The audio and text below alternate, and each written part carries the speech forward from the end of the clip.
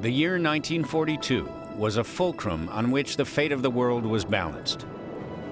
On June 4th, 1942, the momentum of the war in the Pacific shifted when the U.S. Navy sank 4 Japanese carriers during the Battle of Midway. After Midway, Japan did not have another victory in the Pacific. In the autumn of '42, the British broke out from El Alamein. They prevented Rommel's vaunted Africa Corps from taking control of the Suez Canal. More importantly, they kept Germany from gaining free access to the oil of the Middle East. Rommel's defeat was the beginning of the end for the Wehrmacht.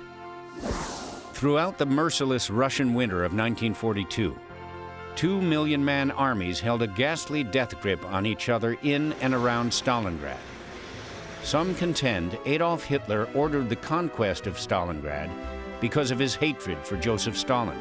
Some contend that Stalin's ego drove his order to defend the city with, quote, not one step backwards, unquote. Whatever the reasons, in 6 months of street-by-street combat, 1,530,000 had been killed, wounded, or captured. On February 2nd, 1943, 93,000 German troops surrounded in Stalingrad surrendered. Only 6,000 of them would live to return to Germany. Hitler's army was in retreat in the east from then on.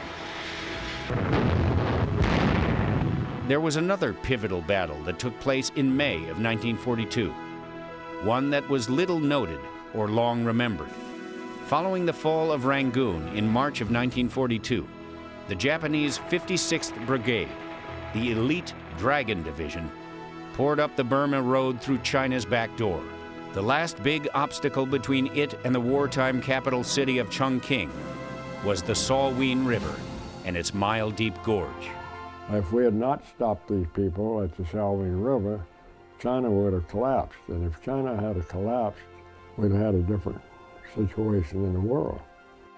On May 7th, 1942, the 56th Brigade seemed unopposed as it flowed up the Burma Road, China's vital supply line, until David Lee Tex Hill and 7 other American volunteer pilots dived their war-weary shark's tooth P-40s into the mile-deep gorge of China's Salween River. Fitted with 500-pound Russian-made bombs, the Flying Tigers made a desperate attempt to prevent the complete collapse of China. It was a mission that would change the war in the China-Burma-India theater. I'm Gary Sinise, and this is Missions That Changed the War.